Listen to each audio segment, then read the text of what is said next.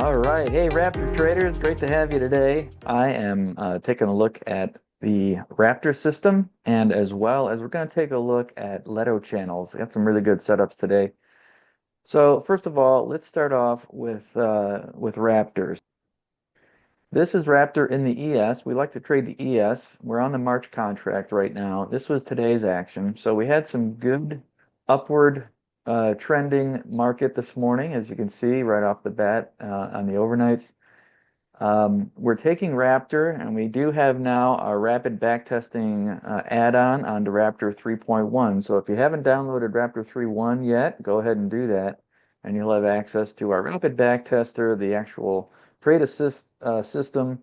Our first trade here happened at 9:51 in the morning, right off the open, 20 minutes into the session. We had a number 3 signal. You can see, let me expand that out for you. You can see we hit our number 3 signal came in right there. We did go long at that point. Took a little bit of heat. Now our stop based on these strategy templates was down here at the pink dot. So we did see some heat. We came up and we started moving up toward our target, which is the green dot up here. We just fell short of that, and had you not trailed your stop, if you were just holding on till the trailing stop was hit, it did come back and revert back to us. So it was kind of a lackluster move upward. Later, however, just a short while later, about an hour later, here at 10:27, there was a long signal. Now you can see price took a big move down below our 2 cloud indicators, and we came back up, hit our second 3 of the day, and that one went right to target, and we hit that for a gain of our target was about 30 ticks. You can see that our ATM we're using here is the 10 tick stop loss, 30 tick target. So our first trade, we hit our stop for a loss of 10 ticks. Our second trade, yeah, we hit a gain for 30. So we're net on the day 20 ticks, 12.5 bucks each is 250 bucks. Not too bad for a day trading in the ES. Guys, I want to go over, I'm always cooking something up, and one of them we covered a couple of sessions ago is the LettoChannels indicator. Have you seen that one? Let's take a look at gold today. LettoChannels is a very interesting predictive Bollinger Band. Have you ever used Bollinger Bands? You probably have. It's a very popular indicator. Well, Bollinger Bands suffer from lag. Bollinger Bands are a lagging indicator. It tells you what the volatility currently is or just has been in relation to the moving average, but we don't have a forecast of what the volatility is each moment of the day. That's very important information. If you know the fingerprint of the market ahead of time, you can take some really good informed decisions and informed trading decisions to get into the right position.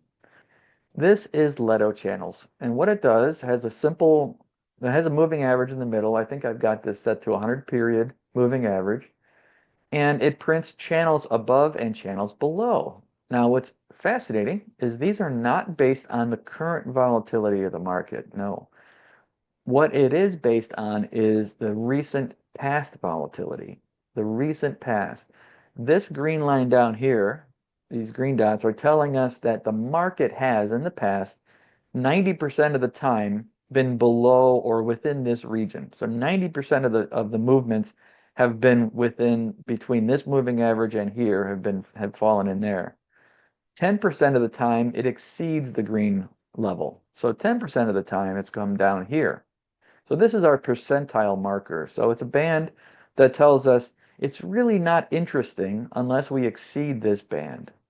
Because if you get a touch of this band, you'll know that only 10% of the moves go further below that band. 90% of them stay within this level. So we have a little statistical edge. Same thing at the top. The red dots show that 90% of the moves over the recent history of this symbol have been underneath this red line. So between the red line and the yellow line, 10% of them exceed that level. The other band way up here, these dark blue bands, are another statistical measure.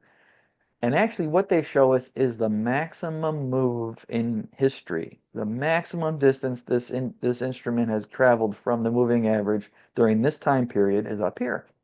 So that's really helpful to know. It's helpful to know that if we ever hit those levels, we are at the basically uncharted territory.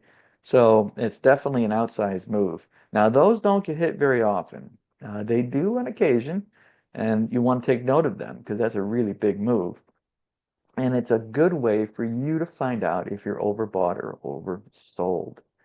Now, what I do look for is a touch of the green or red bands. Let's take a look. Here is one of them. And I draw these, the indicator draws these red diamonds when we do hit those levels. Those red diamonds are your little signals, right? Our signal indicators.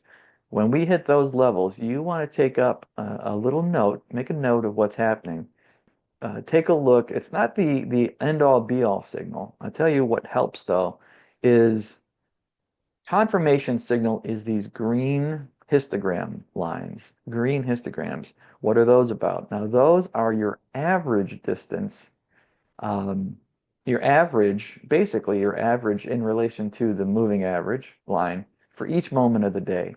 So this green histo here says, on average, if I took all the days on the chart and I took this time frame from 11 o'clock to 11:30, here is where the price is in relation to the moving average. So average all of the locations throughout all the days on the chart, and it draws this histogram. So this is the average price. So this is a little histogram that's green here. We've got a couple green ones. We have a couple red ones. This red one shows that on average, the market tends to be below the moving average, starting right here at about, what, 12.15, and going forward all the way until the end of the day. So the current market prediction is down for the end of the day, for the rest of the day. Now that's really some powerful info. If we ever get up to this red line today, if this price moves up here, that is a really fascinating time. Again, this is future, so the most current bar is right here. These are future predictions out to the right. So if we get up to the red level, that's a strong sell signal because we have an overbought condition and we also have a tendency indicator. The red histogram shows that we like to be below that moving average. That's a good setup for a short. We had that kind of a similar situation, right? Right here at 11:30 today in the gold market. We hit our oversold bands and we had green histograms showing that typically the market tends to be above the moving average. And that was a good buy signal. So let's take a look. Let's go look through history and see where the next one was. And we'll see if it's a good confirmation. Well, here's another one that we reached overbought. There was some time here. There was, you can see that the red histogram was printing. But then we do see a rapid reversal upward. And again, this was based on the history up until that point prior to today. So this band here shows that the market likes to be up there. So this was a very short-lived signal had you taken it. But not a bad one. Not a bad one. And you can see that market tendency was to basically be below the band from this period right here to be above the band here and going down, and we see the market likes to be above it, and the market actually did push higher at that moment. We see a sell-off. The market here, the green histograms go downward, but then they bump a little bit. We did see the market move downward. We just missed our buy signals. I would have been very interested at that moment for a long, and that definitely was a good trade if you had you taken that. We also print onto this indicator these light green dots, and we also will print the magenta dots. And that's a internal CCI indicator telling us if we're overbought or oversold. So just on simple cycle analysis, we're looking for magenta dots for overbought, green dots for oversold. So we had a kind of a confluence right here. We had oversold cycle dots printing. We had just touched our 90% line, 90 percentile line, and then we retraced down. Let's see what else we've got in the past. Oh, let's see. Here's a good one. Yeah, here's a really nice one. So we print a rectangle around prolonged moves above the overbought and oversold regions. So we've got cycle dots printing. We've got a move that almost hits the maximum move of history, and that's that blue line. And we see a reversal down. We see there's the basically the average histo showing that the market tends to be below the moving average during this time of the day. And that is when we did have a good sell-off down to the moving average. So this move here, had you taken it on the first down move and you gotten out here, that's a $280 move in gold. All right, let's see what else we've got. So this is one that we did hit our oversold levels. We don't have cycle dots, and we really don't have too much green. We have some green histo, we have some here, but a lot of that is bearish move, a bearish prediction. This was a riskier trade. I don't see a strong green histogram to get me to be a buyer, but it did play out well. Actually, it worked, right? All right, what else have we got here today? So there's one. Now this is it. This is the meat of the move. Get out of town. We go into our oversold location. We're below the moving average, but look at that prediction. Prediction is green all the way up for the next 50 minutes, hour, say hour, or great time to be a buyer. Now this happened on the 15th. This was just yesterday. Look at that, beautiful move. We started getting some green cycle dots, so we're looking at an oversold in the CCI, and that's a power move right there.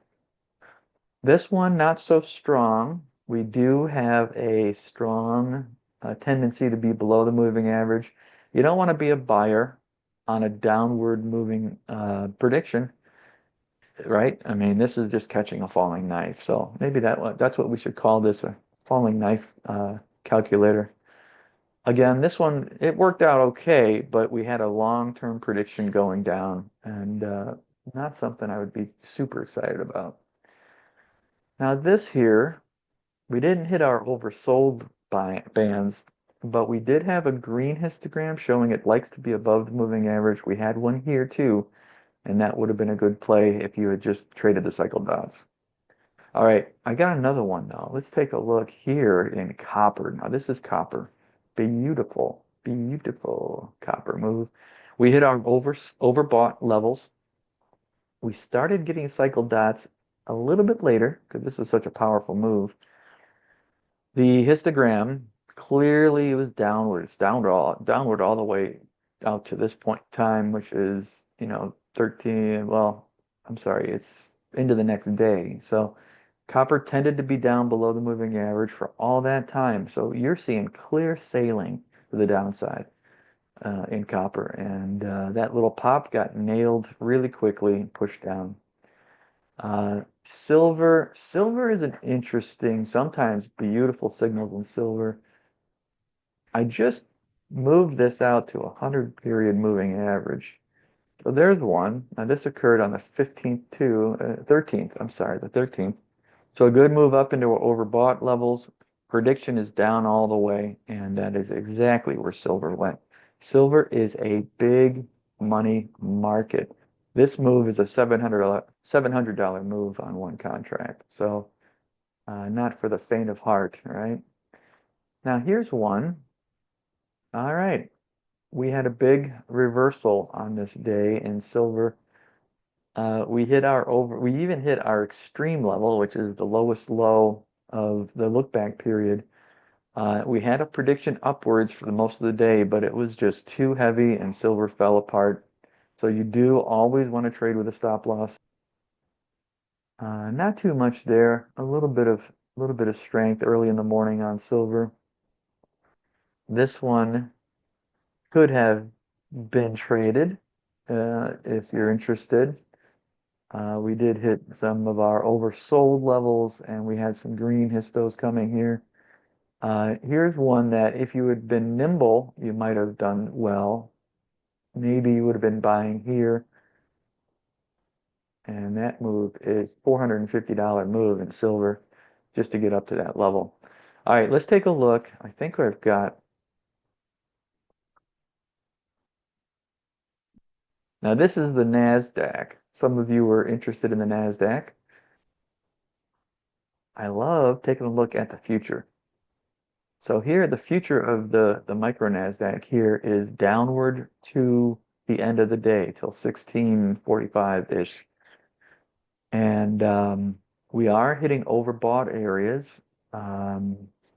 Strong move upward. Boy, you just can't keep a good market down in a holiday rush here. Apple must be doing well.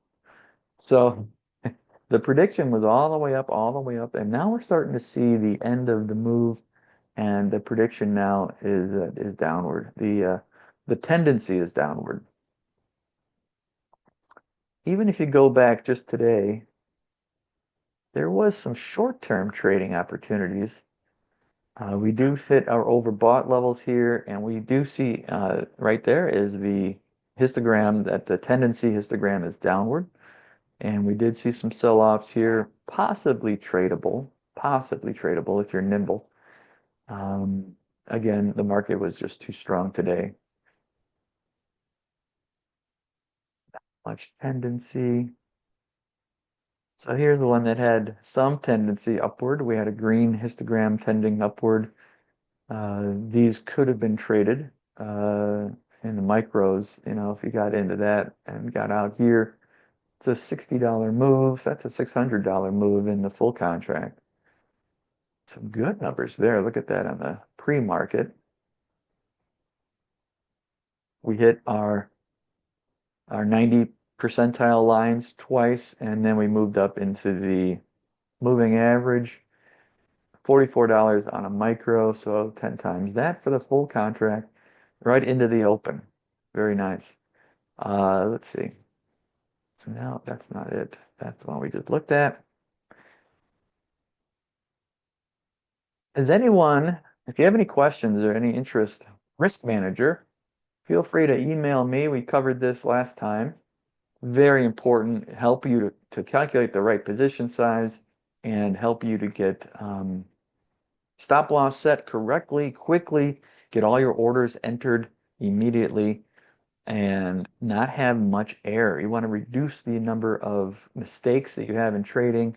If you want to do that, then Risk Manager will really help your game.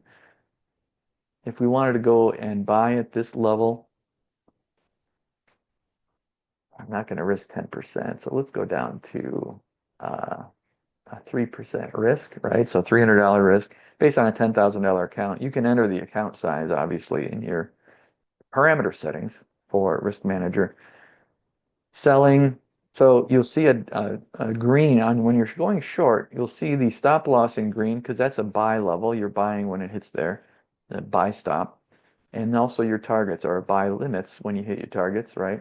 On a sell setup, if you just hover over the buy market button, the sells come in red because that's where they'll be shorting or selling, to cover.